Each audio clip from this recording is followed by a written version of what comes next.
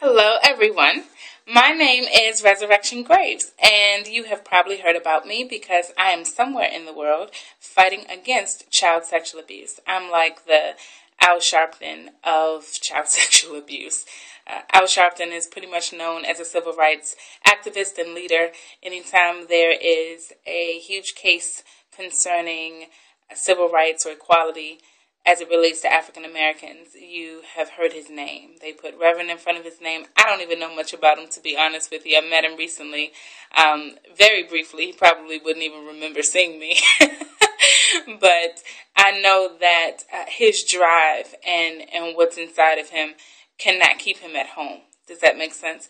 We all have something like that. And for me, after writing my book in 2011, or I should say releasing my book in 2011, entitled Identity Crisis, Days, A Journey to Love, I realized that there was more in me than just getting the book out. I thought I was writing a book that was going to help other people to heal at home in their own way. I did not realize that it would launch pretty much my life work. Or my life's work. And so I'm coming to you today because I created a petition called Make Child Sexual Abuse Grooming a Felony. And I want to explain what that petition really is about. Some of you don't like to read all the time, and I'm a writer, so I can write. So I thought this video would be informative for you and help you to make a decision to sign the petition and to really support this journey that we're on together. First of all, in 2011, the Center for Disease Control said that it is a $124 billion epidemic, child sexual abuse is, over the course of the lifetime of child sexual abuse victims. Okay? So that means as a collective, it costs $124 billion. And you're probably wondering, how could it possibly cost that? Well, I have some statistics for you. Did you know that 80% of people who are addicted to alcohol and drugs have been sexually abused? Did you know that 75% of prostitutes have been sexually abused? A lot of people look at prostitutes as if it's just a job and occupation is what they choose to do.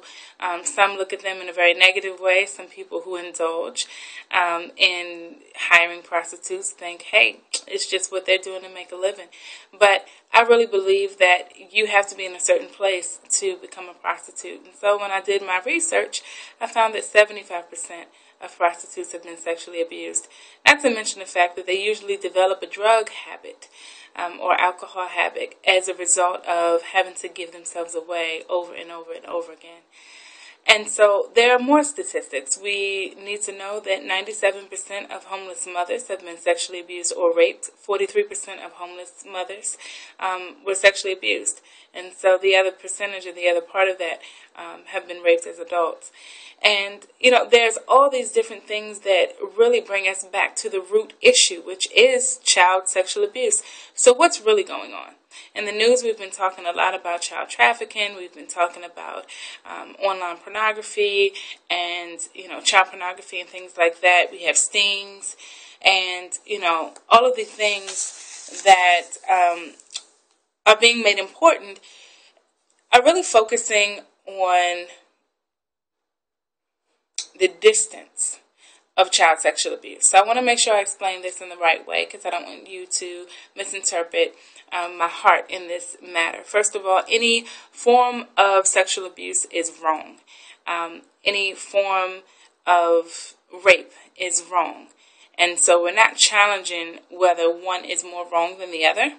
What I really want to bring to light is a term that I have created and am introducing to the world. It's called Child Sexual Abuse Grooming.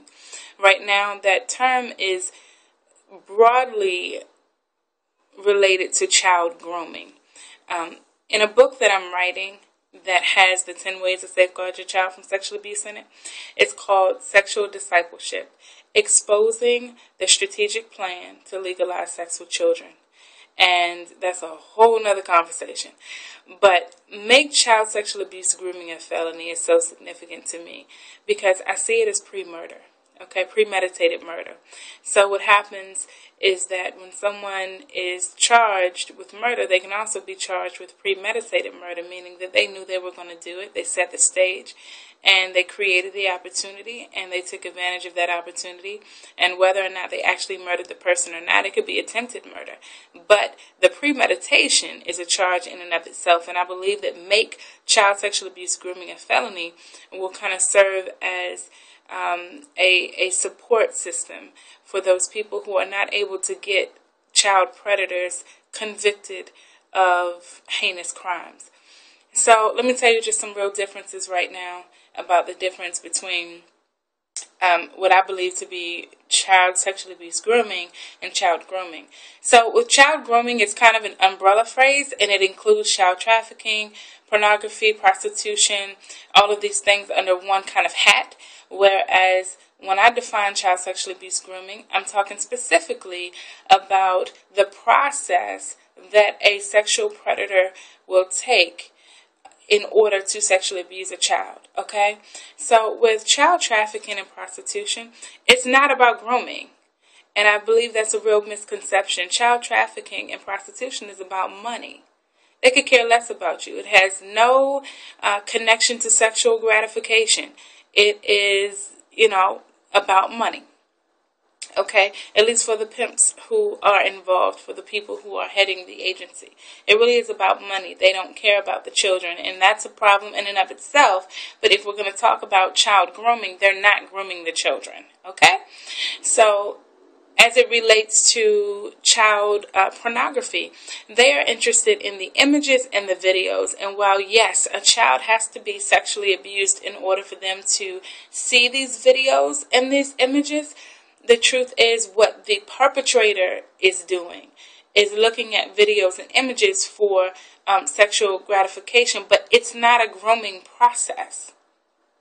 I hope you're still with me, because when I was looking at what are the real issues in child sexual abuse, there's such a difference between what criminologists identify and what social workers and people in the human services community identify as child sexual abuse. The definitions seem to be different, the understanding. I mean, there's so many differences across the board, which also make it very difficult for people to be convicted, to be honest.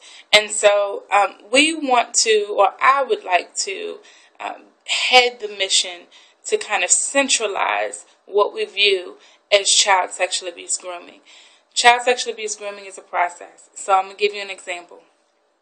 Jason Kidd contacted me from Gaston, Alabama. He was in distraught that his friend of 30 years had been grooming his child for sex.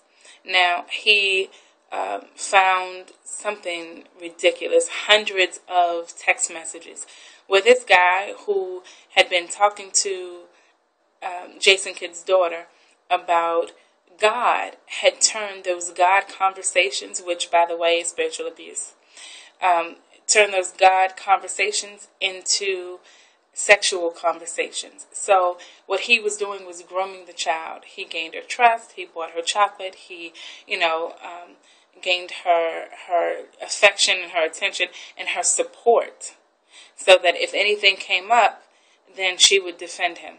And over a period of time, and I wrote this story. You can Google why child sexual abuse grooming should be a felony or should become a felony. And I wrote the story about what happened. But bottom line is this. He went through a process. It was premeditated sexual abuse. And that's what I'm calling it. Premeditated sexual abuse. Meaning that he knew what was going to happen. Okay, so let's move on to another situation. If it is incest, let's say it's the father, stepfather, preacher, okay? And they start out touching the child on the shoulder. Then they start touching the child on the small of their back. Then they start touching the child in other ways that obviously become molestation. And then that molestation grows into full-out rape. That is a grooming process. Their end goal was rape. Okay? So, I don't want to hold you too long, but I just want to be able to share exactly what I believe the difference is with child sexual abuse grooming and some of these other things. Child sexual abuse grooming is very specific. The news doesn't really want to report it. It's very uncomfortable to talk about someone who is your neighbor, someone who lives within your house. And many victims of child sexual abuse are kind of put into fear. And I don't want you to fear anymore. So I've created Make Child Sexual Abuse Grooming a Felony. If you have any additional questions for me, I would be happy to answer those questions.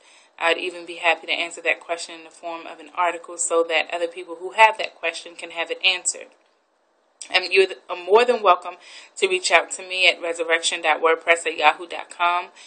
The blog site is www.resurrection.wordpress.com. That may change soon. I'm looking to do a complete website overhaul, but either way, this petition will be up and it will be live, and I'm hoping to get more support from people like you. So thank you so much for listening this long. Again, if you have questions, you are more than welcome to reach out to me. 202-717-7377. The purpose of this video was really just to show the difference between child sexual abuse grooming and what the legislators currently call child grooming. And there's some changes that we want to make, but I certainly cannot do this by myself. I'm willing to lead. But I definitely need your support. So your signature is paramount at this point. I thank you in advance. I realize that this video has gone over 10 minutes, so you're probably either very intently listening or have glazed over everything I said.